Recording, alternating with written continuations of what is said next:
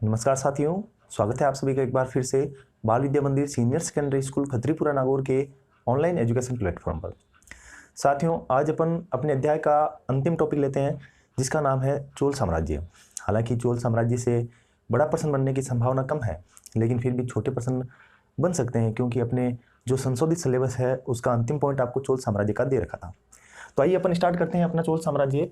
चोल साम्राज्य के अंतर्गत क्या क्या आते हैं? देखो, सबसे पहले अपन बात करते हैं जानकारी की। तो ये है अपना चोल साम्राज्य। सबसे पहले अगर मैं बात करूं जानकारी कि अपने को चोल साम्राज्य की जानकारी कहां कहां से मिलती है, तो याद रखना चोल साम्राज्य की सबसे पहली जो जानकारी मिलती है वो मिलती है पाणिनिकृत अष्टाध्यायी के अंदर। जो महर्षि पाणिनि हुए हैं, जो संस्कृत की, जिन्होंने अपन ये कह सकते हैं संस्कृत व्याकरण की रचना की है, उन्हीं की एक अष्टाध्यायी नाम की पुस्तक है जो संस्कृत व्याकरण पर बनाई गई है। उसमें भी आपके सबसे पहले चोल साम्राज्य का वर्णन आ रखा है। तो अपन ये कहेंगे चोल साम्राज्य का जो पहला वर्णन है वो कहाँ पर आ रखा है? पाणिनिकृत अष्टाध्यायी के अंदर। पाणिनि की अष्टाध्यायी के अंदर ये है। इसके अंदर मिलता है आपको प्रथम विवरण या उल्लेख। ठीक है, ये प्रश्न यहां से बन सकता है चोलों का पहला उल्लेख अपने को कौन से ग्रंथ में मिलता है? तो अष्टाध्यायी के अंदर। अष्टाध्यायी किसकी रचना है? पाणिनि की रचना है। इसके अलावा आपको दूसरे जो व्याकरणाचार्य हुए, जो 3 मुनि है व्याकरण के, उनमें से दूसरे हैं आपके वररुचि, या अन्य नाम इनका मिलता है कात्यायन। इनकी भी पुस्तक है वार्तिक। इनके अंदर, इनके वार्तिक के अंदर भी इनका उल्लेख अपने को मिलता है। इसके बाद में आपको उल्लेख मिलता है महाभारत के अंदर भी उल्लेख मिलता है। एक आपको उल्लेख मिलता है, एक वेनिस यात्री था, वेनिस यात्री, जिसका नाम है आपके मार्को पोलो। इसका भी यात्रा वृत्तांत है, इसका भी यात्रा वृत्तांत है। यहाँ पर इसकी जानकारी। अन्य छोटे मोटे बहुत ग्रंथ है, जैसे ये आपके दक्षिणी भारत का राज्य है तो निश्चित रूप से संगम साहित्य, संगम साहित्य में भी उल्लेख, इसका उल्लेख कहां पर मिलता है अपने को? संगम साहित्य के अंदर भी अपने को उल्लेख मिलता है। अब एक बार अपन इनके क्षेत्र को देख लेते हैं कि कहां पर था। तो ये आपके भारत का दक्षिणी भारत है। तो यहां पर ये सबसे पहले यहां पर थे आपके चेर। ठीक है, और यहां पर जो पूर्णतः तमिलनाडु, वर्तमान तमिलनाडु वगैरह, इन क्षेत्र के अंदर थे आपके पांडव, पांड्य। ठीक है, और यहां पर इस क्षेत्र के अंदर यहां पर किसका शासन था? चोल। तो अगर मैं वर्तमान स्वरूप के अंदर बात करूं तो ये क्षेत्र कहां पर आता है? कुछ भाग यहां पर कर्नाटक का आता है। ठीक है, और ये क्षेत्र कौन सा? आंध्र प्रदेश वाला। तो अपन कह सकते हैं वर्तमान के आंध्र प्रदेश के अंदर किसका शासन था? चोल साम्राज्य का शासन था। तो यहां पर वर्तमान के आंध्र प्रदेश में चोल साम्राज्य का शासन हो गया। अब इस चोल साम्राज्य के शासन के अंतर्गत 2-3 बातें कर लेते हैं। एक तो नदी, पेन्नार नदी, पेन्नार नदी, और एक आपके चलती है बेल्लारी नदी, बेल्लारी नदी। इसके अलावा कुछ भाग के अंदर कावेरी भी नदी है, कावेरी नदी। ये इस राज्य की प्रमुख नदियां थी। कौन कौन सी थी? पेन्नार नदी, कावेरी नदी और बेल्लारी नदी। ये 3 प्रमुख, आपको पता है बेल्लारी जो कर्नाटक के अंतर्गत है। तो ये 3 प्रमुख नदियां कौन से साम्राज्य की थी? चोल साम्राज्य की। उसके अलावा एक इनके राज चिन्ह की भी आती है। राज चिन्ह का बहुत अच्छा प्रश्न बनता है कि इनका राज चिन्ह क्या था? तो अपने को याद रखना है इनका राज चिन्ह था बाघ। इनका राज चिन्ह क्या था? बाघ। तो देखो अपने को क्या क्या जानकारी होगी। सबसे पहले तो हो गई चोल साम्राज्य की जानकारी। सबसे पहली जानकारी मिलती है अपने को पाणिनिकृत अष्टाध्यायी के अंतर्गत। ये पहला वर्णन है। अगर ये प्रश्न पूछने की संभावना, इसके अंदर सबसे अच्छा प्रश्न ये होगा आपके कि चोल साम्राज्य की पहली जानकारी अपने को कहां से प्राप्त होती है? तो आपका आंसर होगा पाणिनिकृत अष्टाध्यायी के अंदर। उसके अलावा अपने को वररुचि या कात्यायन, ये वररुचि और कात्यायन एक ही नाम है। इनके वार्तिक नाम की एक रचना है। उसके अंदर महाभारत के अंदर, हो सकता है रामायण के अंदर भी आया होगा, या वेनिस यात्री मार्को पोलो था, इसके यात्रा वृत्तांत के अंदर मिलता है। और संगम साहित्य में इनका उल्लेख है। अगर राजधानी की स्थिति या क्षेत्र की स्थिति देखते हैं तो अपने को लगता है, देखो ये चेर जो अपने वर्तमान का केरल क्षेत्र है ना, उसके नीचे पांड्य और उसके ऊपर चोल। तो ये क्षेत्र किसका हुआ करता था? चोलों का हुआ करता था। अब चोल के अंतर्गत देखेंगे वर्तमान का आंध्र प्रदेश आ गया। 3 नदियां प्रमुख रूप से बहती थी, पेन्नार नदी, बेल्लारी नदी और कावेरी नदी। इसके अलावा इनका राज चिन्ह हुआ करता था बाघ। चलो राजधानी की भी बात करते हैं।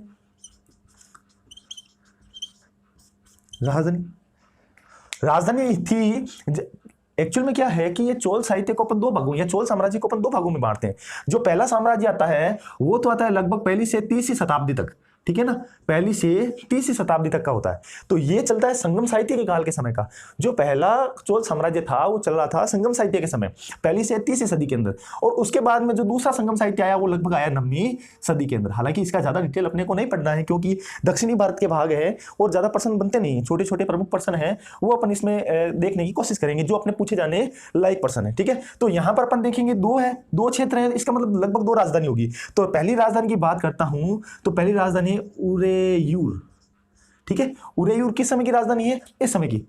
इस समय एक शासक हुआ था करिकाल और अरिवफहरे, है ना, उसने बनाई थी। अरिवफहरे ने यहाँ पर जो पहली से तीसरी शताब्दी है उसके अंदर ये राजधानी बनाई थी। और उरेयूर के बाद में उसके बाद में इसका अगला शासक आता है जो 9वीं सदी के अंतर्गत आता है। बहुत लंबा अंतर है। अच्छा, इसके बीच में कहां पर गया था? माना जाता है कि उस समय अलग अलग समय में ये अलग अलग शासकों के सामंत हुआ करते थे। और अंतिम रूप से अपन कहेंगे पांड्य शासकों के, जो पांड्य शासक थे इनके सामंत थे। अंतिम रूप से अपन ये कहेंगे 9वीं शताब्दी में शासन करने से पहले, यानी राजा अपना साम्राज्य फैलाने से पहले ये किसके सामंत हुआ करते थे? पांड्य वंश के सामंत हुआ करते थे। तो पांड्य वंश के जब सामंत थे उसके बाद में उन्होंने जब अपनी 9वीं शताब्दी के अंदर अपना साम्राज्य स्थापित किया तो अपनी राजधानी उरेयूर से चेंज करके तंजावुर या तंजौर, वर्तमान में तंजौर होगा, जिसका नाम उस समय था तंजावुर, ये राजधानी उन्होंने बनाई थी। तो 2 राजधानी के अपन ने बात कर ली, उरेयूर राजधानी और तंजावुर राजधानी। तो एक बार आप इसका स्क्रीनशॉट लो, फिर अपन एक एक शासक के बारे में देखते हैं। ले लिया होगा स्क्रीनशॉट। अब अपन आगे चलते हैं। अब यहां पर देखते हैं प्रमुख चोल शासक कौन कौन से हुए। अच्छा, प्रमुख जब चोल शासकों की बात करेंगे, अभी अपन ने थोड़ी देर पहले बात की थी कि 2 साहित्यों के या 2 समय के अंदर बंटे हुए थे।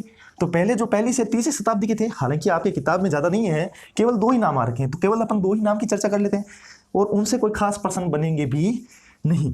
तो सबसे पहले अपन यहां पर देख लेते हैं आपका पहला शासक कौन था। तो आपको याद रखना है, अपन भी इनको 2 भागों में बांटकर पढ़ेंगे। सबसे पहले भाग में अपन पढ़ लेते हैं कि वो शासक जो संगम साहित्य के समय यहां पर चोल शासक थे। तो अगली हेडिंग डाल देते हैं, चोल वंश के पूर्ववर्ती प्रमुख शासक। आपकी किताब के अंदर 2 ही आ रखा है। सबसे पहला नाम आ रखा है उर्वपहरे। उर्वपहरे, ठीक है, ये उर्वपहरे ये आपका कहा जाता है चोल वंश का संस्थापक है। तो अपने को पता है कि संस्थापक के बारे में बहुत ज्यादा पूछा जाता है। यह संस्थापक या सबसे पराक्रमी या किसी ने कोई खास युद्ध किया है या सबसे अंतिम, बस शासकों के बारे में यही पूछे जाते हैं। उर्वपहरे चोल वंश का संस्थापक। अच्छा, चोल वंश का ये संस्थापक हो जाता है। कौन सा? अपन बात कर रहे हैं पूर्ववर्ती। पूर्ववर्ती मतलब पहले के, यानी संगम साहित्य के समय के शासकों के बारे में बात कर रहे थे। और इन्होंने क्या क्या याद रखना है? इनके एक और याद रखना है अपने को कि इन्होंने एक रथ मंदिरों का निर्माण करवाया था। इन्होंने रथ मंदिरों का निर्माण करवाया था। एलोरा के अंदर भी कुछ मंदिर बनाए गए थे इनके द्वारा, कुछ क्षेत्र या कुछ मूर्तियां बनाई गई थी, लेकिन अपने को ज्यादा याद रखना नहीं है। और एक साथ में इनको याद रखो तो उरेयूर राजधानी का निर्माण, उरेयूर राजधानी है वो किसने बनाई थी? इन्हें उर्वपहरे ने बनाई थी। अगले जो शासक आते हैं जिनका नाम क्या है नंबर 2 पर, करिकाल। ये इस साहित्य यानी अपन जो कहेंगे ना पूर्ववर्ती शासक, पूर्ववर्ती शासकों में सबसे प्रमुख शासक है करिकाल। करिकाल के अगर शाब्दिक अर्थ की बात करते हैं जिसका तात्पर्य होता है जला हुआ पैर, यानी अगर शाब्दिक अर्थ की बात करूं मैं, शाब्दिक अर्थ, तो क्या मिलेगा? जला हुआ पैर। क्या मिलेगा अपने को? जला हुआ पैर। किसका तात्पर्य है? करिकाल का, ये जला हुआ पैर। अब अपन बात करते हैं कि पूर्ववर्ती शासकों में सबसे प्रसिद्ध, ठीक है।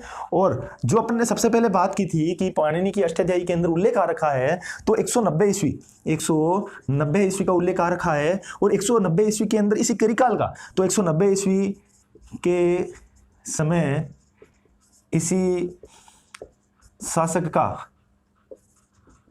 अष्टाध्यायी में उल्लेख। अब देखो अपने कई कई क्षेत्रों पर लिखा हुआ है अष्टाध्यायी के अंदर उल्लेख आया है, लेकिन अष्टाध्यायी का कालक्रम और इसका कालक्रम के अंदर बहुत ज्यादा अंतर है। कहा जाता है अलग अलग कालक्रम में होने के बावजूद ही आया है, लेकिन अपने को इतना डीपली नॉलेज लेने की आवश्यकता नहीं है, बस अष्टाध्यायी इसके अंदर ये आया हुआ अष्टाध्यायी के अंदर उल्लेख मिलता है, तो अपन ने भी मान लिया अष्टाध्यायी के अंदर उल्लेख मिलता है। अच्छा, इसके अलावा यहाँ पर और ध्यान देना है, इसने और क्या किया था, यानी करिकाल के समय करिकाल ने एक तो श्रीलंका पर विजय, तो श्रीलंका पर विजय प्राप्त करने वाला शासक कौन था, ये करिकाल ही था। तो ये दो शासक प्रमुख थे जो अपने कौन से शासक है, पूर्ववर्ती शासक है। इसके बाद में अपन बात करेंगे जो उत्तरवर्ती शासक आएंगे, वो आएंगे आपके लगभग 9वीं शताब्दी के अंदर, उनकी बात करेंगे। तो एक बार आप इन दोनों का स्क्रीनशॉट लो, फिर आगे चलते हैं।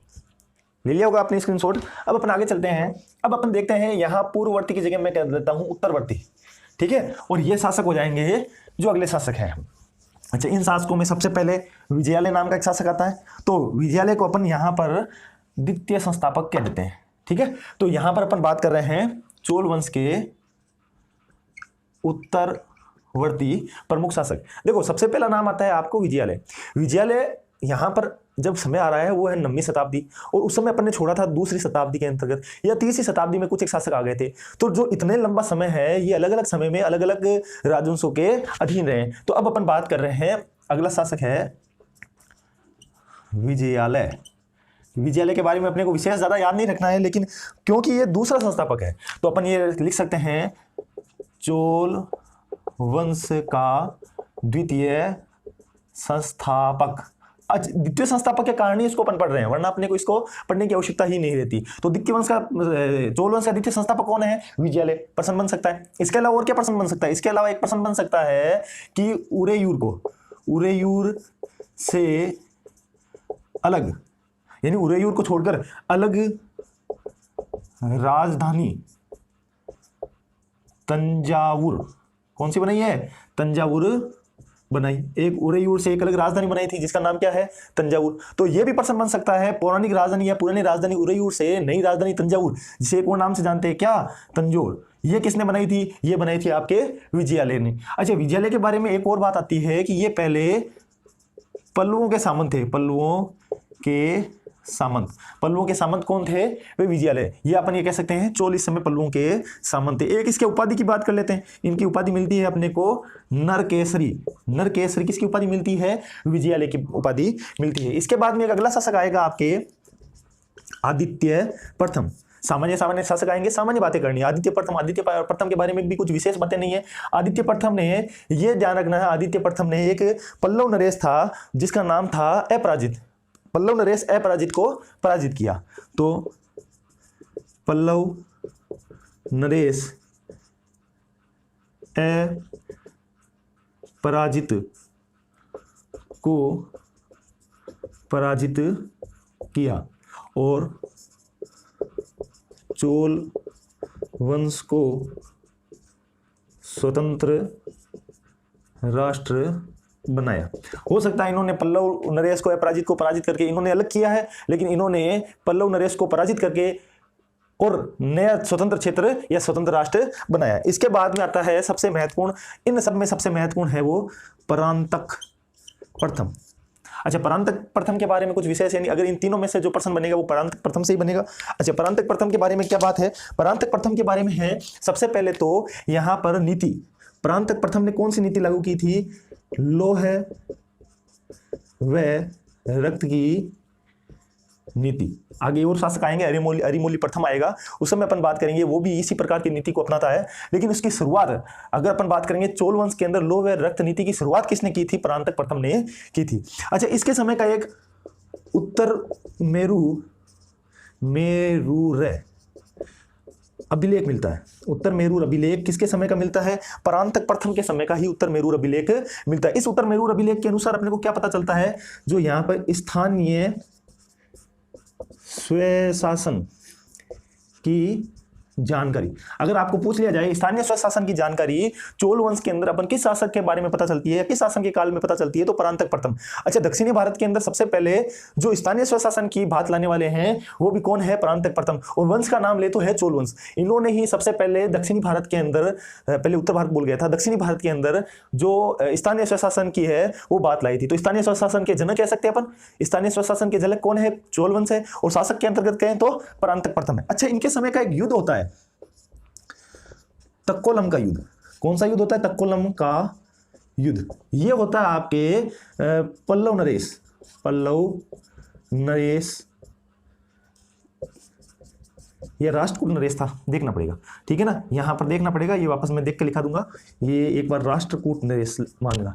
कृष्ण तृतीय से, कृष्ण तृतीय से तकोलम का युद्ध होता है राष्ट्रकूट नरेश कृष्ण तृतीय से, जिसके अंदर परांतक प्रथम की पराजित होती है, यानी परांतक प्रथम हार जाता है। तकोलम का युद्ध राष्ट्रकूट नरेश कृष्ण तृतीय से, जिसमें परांतक प्रथम पराजित हो जाता है, ठीक है। इसके बारे में लोह और रक्त की नीति अपनाने वाला परांतक प्रथम उत्तर मेरू अभिलेख स्थानीय स्वशासन की जानकारी अपने को कहां से मिलती है, परांतक प्रथम से ही मिलती है। तकोलम का युद्ध किसके काल के अंदर होता है, परांतक प्रथम के काल के अंतर्गत होता है। तो अब आगे देखते हैं अपन, एक बार आप इसका स्क्रीनशॉट लो, फिर अपन थोड़ा सा आगे चलते हैं। ले लिया होगा आपने स्क्रीनशॉट। अब अपन आगे चलते हैं और आगे शासकों के बारे में देखते हैं। अब यहाँ पर जो अगला शासक आता है जिसका नाम है अरिमोलीवर्मन, हालांकि इसके बीच में परांतक द्वितीय वगैरह आते हैं, सुंदर चोल नाम का एक शासक भी आता है, लेकिन इसके बारे में ज्यादा जानकारी नहीं है और ना ही अपनी किताब के अंदर दे रखी है, तो अपन इसके बारे में अध्ययन नहीं करेंगे, केवल जो परीक्षा की दृष्टि से महत्वपूर्ण है उन्हीं के बारे में चर्चा करेंगे। अच्छा, अगला शासक जो अरिमोलीवर्मन आ रहा है, इन्होंने अपना राज्याभिषेक राजराज प्रथम के नाम से करवाया था। अगला देखो, अगले शासक का नाम है अरिमोलीवर्मन, यह इनका एक और नाम क्या हो जाएगा, राज प्रथम। लगभग 985 ईस्वी से लेकर 1014 ईस्वी तक इन्होंने शासन किया था। 985 ईस्वी से लेकर 1014 ईस्वी तक शासन किया था। अगर आपका प्रश्न बनेगा तो दो ही शासकों से बनेगा, या अपन ये कह सकते हैं चोल वंश के दो प्रमुख शासक है, एक तो मिलता है अपने को राजराज प्रथम या अरिमोलीवर्मन, ठीक है, या तो प्रश्न यहां से बनेगा। उसके बाद में जो दूसरा प्रश्न बनेगा, वो दूसरा प्रश्न इनके पुत्र राजेंद्र प्रथम से बनेगा। तो दो ही शासक है जो अपने को महत्वपूर्ण रूप से याद रखने, चाहे कलात्मक दृष्टि से चाहे वीरता की दृष्टि से, ये दो ही शासक है जिनको अपने को याद रखना है। अच्छा, अरिमोलीवर्मन या राजराज प्रथम की बात करते हैं, तो राजराज प्रथम के समय सबसे महत्वपूर्ण घटना है श्रीलंका के शासक, जो शासक उस समय थे जिसका नाम था महेंद्र पंचम को पराजित कर राजधानी, श्रीलंका की राजधानी थी जिस समय उसका नाम था अनुराधापुर या अनुराधापुरम को लूटा। तो श्रीलंका के शासक महेंद्र पंचम को पराजित करके अनुराधापुर या अनुराधापुरम को ये लूटता है। उसके बाद में अगली घटना जो ये रहती है, इसने मदुरई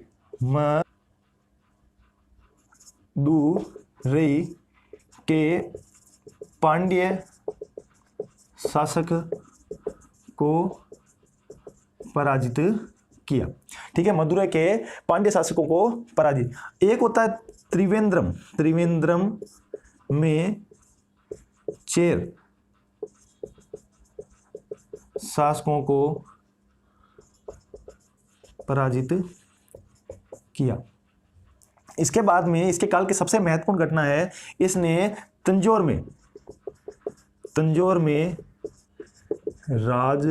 राजेश्वर, या जिसका एक और नाम मिलता है बृहदेश्वर, तंजौर में राजेश्वर या बृहदेश्वर मंदिर का निर्माण, ये इसकी सबसे महत्वपूर्ण चीज है। आपको यही पूछा जाएगा, तंजौर के अंदर राजेश्वर या बृहदेश्वर मंदिर का निर्माण किसने करवाया है, तो आपको कहना है अरिमोलीवर्मन या राजराज प्रथम ने।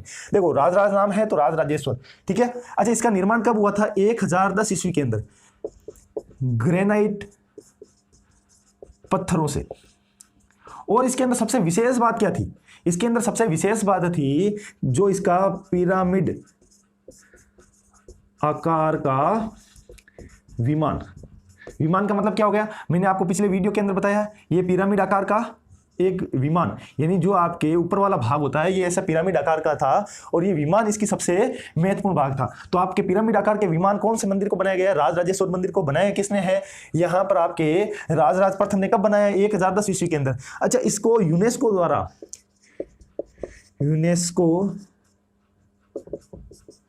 द्वारा विश्व विरासत सूची में शामिल, यूनेस्को ने इसको किस में शामिल किया है, विश्व विरासत सूची के अंदर शामिल किया। अच्छा, इसका सबसे महत्वपूर्ण तथ्य क्या है, आरबीआई ने, रिजर्व बैंक ऑफ इंडिया ने 2010 ईस्वी में 2010 देखो 1010 में बनाए, 2010 कितने साल हो गए, 1000 साल। तो आरबीआई ने इसकी याद में यानी 1000 साल होने के कारण इसके उपलक्ष्य के अंदर आरबीआई ने 2010 में इसके 1000 साल हो जाने के उपलक्ष्य में 1000 रुपए का सिक्का जारी किया। एक बात ध्यान रखना, सारे सिक्के अपने लिए नहीं होते हैं, ये कुछ विशेष सिक्के हैं जो वहीं पर रखे जाते हैं, संग्रहालय के अंदर रखे जाते हैं। वो 1000 रुपए का सिक्का आरबीआई ने किस मंदिर के ऊपर जारी किया है, राजराजेश्वर या बृहदेश्वर मंदिर के ऊपर जारी किया है।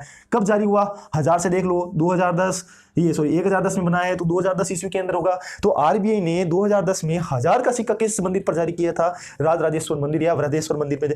ये राजराजेश्वर मंदिर का निर्माण कब हुआ है, 1000 साल पहले चल जाओ, 2010 के अंदर हुआ है। ग्रेनाइट के पत्थरों से हो रखा है। पिरामिड, ये इसकी सबसे महत्वपूर्ण बात, इस मंदिर की सबसे महत्वपूर्ण बात यही है, विमान इसका, ये विमान कैसे आकार का है, पिरामिड आकार का है। यूनेस्को ने भी इसको विश्व विरासत सूची के अंदर शामिल कर रखा है।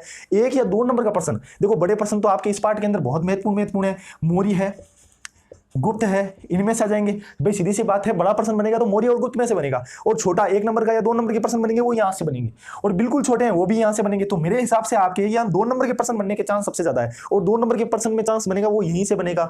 ये कौन सा है, तो यहाँ पर अपने को इंपॉर्टेंट लगाकर देख लो वापस एक बार। तंजौर के अंदर यह भी पूछा जा सकता है, राजराजेश्वर मंदिर की स्थापना कहां पर हो रखी है, तो तंजौर के अंदर हो रखी है। कब हुई थी, 1010 ईस्वी के अंदर हुई थी। यूनेस्को द्वारा विश्व विरासत सूची के अंदर कौन सा मंदिर शामिल है, निम्न में से ABCD देकर भी पूछ सकता है। और उसके बाद में अपने को देख सकते हैं कि इसकी सबसे महत्वपूर्ण बात कौन सी है, यानी बृहदेश्वर मंदिर की सबसे महत्वपूर्ण बात कौन सी है, पिरामिड आकार का विमान, ये इसकी सबसे महत्वपूर्ण बात है। और सबसे इंपॉर्टेंट ये, आरबीआई ने 2010 ईस्वी के अंतर्गत 1000 रुपए का सिक्का किस मंदिर पर जारी किया है, तो यहां पर राजराजेश्वर मंदिर पर जारी किया। अब बात आती है राजराजेश्वर मंदिर, इसी नाम के अंदर छुपा हुआ है कि किसने निर्माण किया था, राजराज प्रथम ने निर्माण किया था। राजराज प्रथम का नाम क्या है, अरिमोलीवर्मन नाम है। तो ये इसकी एक संक्षिप्त रूप से जानकारी हो गई, और अपने को इस जो चोल शासक उनको संक्षिप्त के अंदर ही पढ़ना है। तो आपको मेरे हिसाब से ये राजराज प्रथम समझ में आ गया होगा, और ये मंदिर भी समझ में आ गया। तो एक बार इसका स्क्रीनशॉट लो, फिर अपन आगे चलते हैं।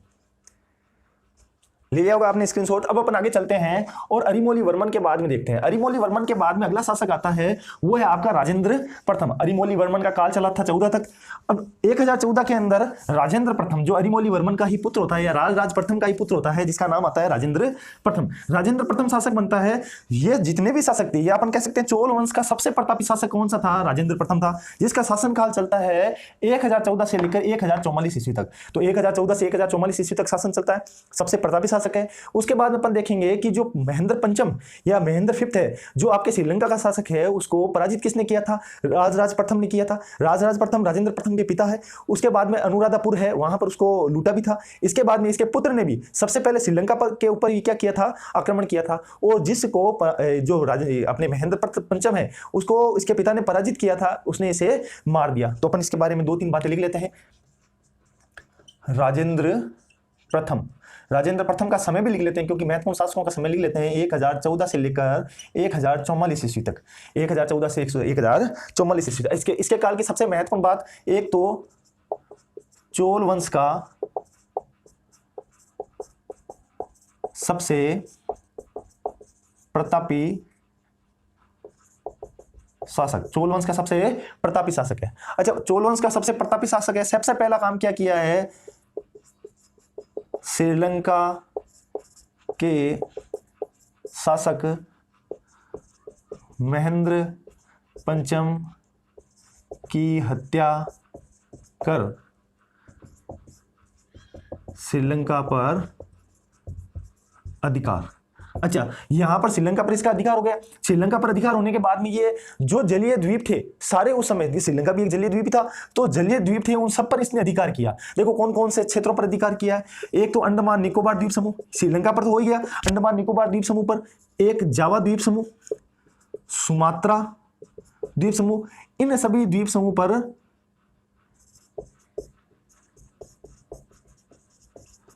अधिकार कर लिया। ये लो, अधिकार किया।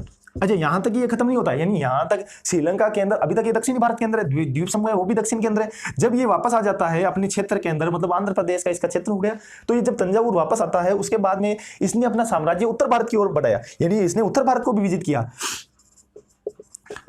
उत्तर भारत में गंगा नदी के क्षेत्र में सभी शासकों को पराजित किया। अंतिम रूप से बंगाल के शासक। उस समय बंगाल में किसका शासन चल रहा था? पाल वंश का। ये लो अपन लिख सकते हैं, पाल वंश का शासन चल रहा था। और बंगाल का शासक उस समय था आपके महिपाल। महिपाल को पराजित कर उत्तर भारत में गंगा नदी के क्षेत्र के सभी शासकों को पराजित कर दिया। और अंतिम रूप से किसको पराजित किया? बंगाल के शासक पाल वंश के जो महिपाल था उसको पराजित किया। और